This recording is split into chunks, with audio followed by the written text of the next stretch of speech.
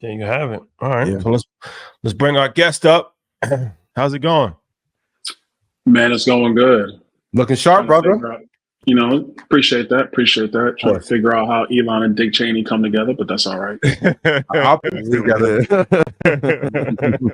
It's an interesting combination. Yeah. Byron Donald's Republican congressman from Florida, somebody that has been on a lot of different news publications and is a very vocal advocate these days when it comes to the Republican Party, especially for the Black community. There aren't too many Black people that have reached notoriety from the Republican ranks. Tim Scott, yourself. So you've become one of few that have become a go-to when it comes to Black community, Black issues, and just questions in general when it comes to Black voters. So, we're going to have a good conversation about finances, amongst other things. It's a heated political season. First and foremost, thank you for joining us. Appreciate it. Man, it's my pleasure to be here. Really glad for the success you guys are having, not just with this podcast, but with all the things that you guys do. So happy to be here. All right. So let's start it off here. We're obviously, a few weeks away, right, from a historic election. And the Republican Party has always been known as the party of economic engine growth, I guess. That's like when people think about Republicans, that's what they think about most of the time. So what is your message to voters when it comes to people that are thinking about the economy, right? The Republican agenda. I don't think we've heard it a lot. Even in the debate, we didn't really get details on too much about anything. So in this economy, when millions of people are struggling, what is the Republicans' message to people that are interested in, having a better economic environment? Well, look, it's a good question. It's probably the most important one in this election. I think when you talk about what our position is, there's a couple things that just have to be done.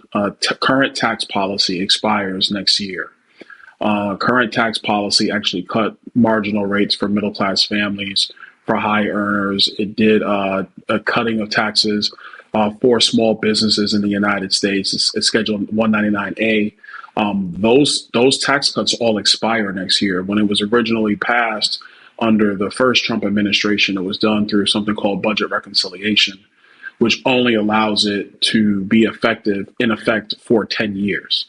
So that policy is all going to start unwinding next year. I think the first piece is continuing current tax policy. I think the reason why that's important for the economy overall is that when the Tax Cut and Jobs Act went into place, or TCJA, however you want to call it, what happened is that you actually had an ability for businesses to do a couple of big things. The first one was 100% expensing of capital expenditures. It used to be that you have to do that on a depreciation schedule over several years, depending on the type of equipment you were going to buy. So now businesses could do a 100% write-off on that equipment purchase or that capital expenditure in the year you expense it. That's big in terms of business cash flow, because you then have an opportunity to grow your enterprise. That doesn't matter if you're a corporate, if you're a large small business, which if you actually look at the definition of a small business from the standpoint of a federal government, that's typically you have employees of somewhere between 100 to 500. That's all considered small business under the tax code currently. Or like what I like to call micro businesses. These are your mom and pops, your startups. You have somebody who's doing a venture, whether it's in tech or digital assets, or they want to be in the retail aspects of our economy, opening up a store or whatever. Those are micro businesses, but all those businesses could actually take advantage of that. The other piece of the overall economic plan is cutting regulations. When Donald Trump was president the first time, his policy was for every one new regulation that was going to be enacted, the federal agencies had to cut 2 existing regulations. What that meant was that from a monetary basis, there was about $350 to $400 billion worth of regulation that was cut in order that really took the shackles off of small businesses, allowed them to flow, to figure out how they were going to expand their business, raise capital, etc. those are the two main pieces. I think in today's environment, the third big thing is energy policy. It doesn't matter what type of product you buy, you buy, it either comes on a ship or it comes on a truck. So energy policy writ large is incredibly important. We have to become energy dominant on the global stage. It's not good enough just to be energy independent, and we're kind of teetering with that now. We have to be energy dominant. Because when you're energy dominant, what happens is you push down the barrel of crude oil that's traded every single day. You drive down that spot price. You drive down the spot price of natural gas. So that does a couple of things. Number one, obviously, it lowers electricity bills, which hits everybody in the United States, whether you're rich or poor. Number two, when you decrease the cost of energy, it decreases the cost of transportation, which directly helps small businesses and large businesses too, because the cost of moving product is now decreased. You couple that with lower regulation, which means it actually makes it harder for small enterprises and small businesses to compete against larger ones or against corporations or even multinational corporations. And number three, you have continued policy in tax policy. Continued tax policy, what it does is it allows people to be able to plan. I know that it's been debated about, oh, well, those tax cuts added to the deficit. Well, actually, that's not true. When they were first passed into law, the Congressional Budget Office, they actually put out their report was that it was going to cost us about $2 trillion in tax revenue. That's how they scored it. The reality of Tax Cut and Jobs Act is that we've actually raised about $3 trillion overall, in addition to what CBO said. Actually, let me say that correctly. We raised more than $1 trillion more than CBO anticipated. So CBO thought we were going to lose $2 trillion. We actually did not lose the $2 trillion. We also raised another $1 trillion on top. So the Tax Cut and Jobs Act, the Trump tax cuts, actually paid for themselves. Right now in Washington, we raise, in terms of tax revenue, more money than we ever have in the history of the federal government at any point in time in American history, adjusted for inflation. And we also raise a larger percentage of the economy, now roughly 20%, than at any other time in the history of the federal government. The federal government historically raises about 17 to 18% of GDP into the Treasury. I think the last thing I'll say on this, and we'll go back to the questions, but last thing I'll say on it is often said that,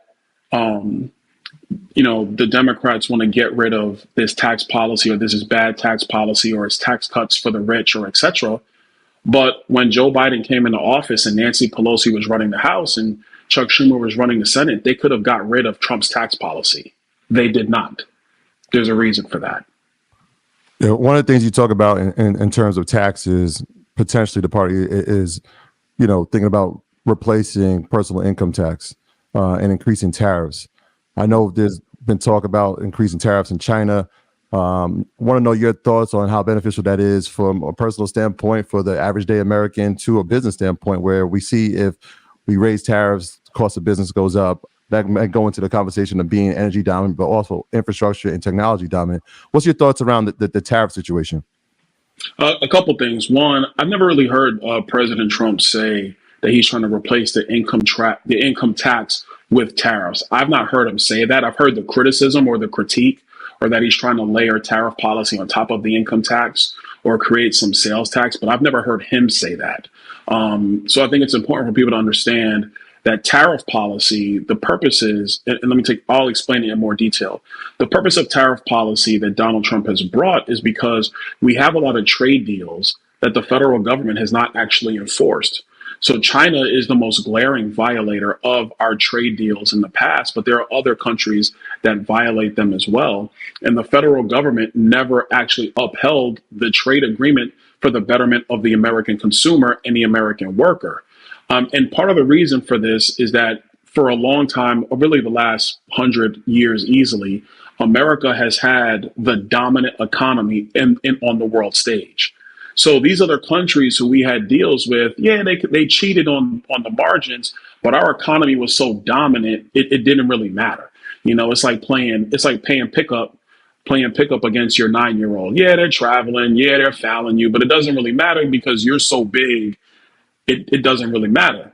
What's happened over the last decade to 2 decades is that China is no longer a 9-year-old. China is now 16. So you now have to enforce the rules.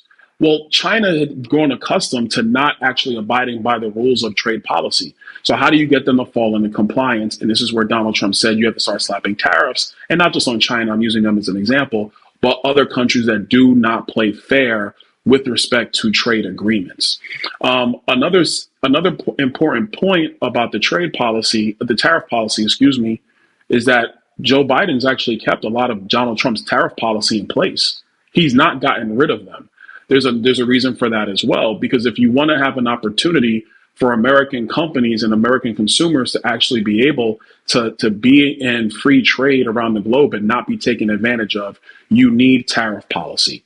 Tariff policy, in my view, is not going to impact infrastructure spending. It doesn't impact innovation here in the United States. What it does do, it puts us on a level playing field from a trade perspective around the globe.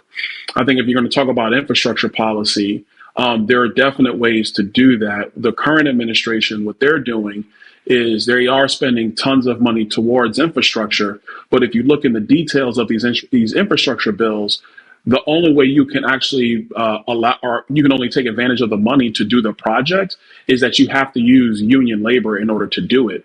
The vast majority of these projects under the current administration requires a union shop in order to do that job. And I'm not trying to diminish union shops, but we have to acknowledge that the vast majority of construction companies are not union shops in the United States. So if that's going to be your infrastructure policy, you have a lot of companies that can't take advantage of that. If those companies can't take advantage of that, that also hurts the worker, who is the guy working construction, black guy, white guy, Hispanic guy. They're working construction. Their companies that they work for can't take advantage of those dollars being pushed broad-based into infrastructure. So that's the issue with that.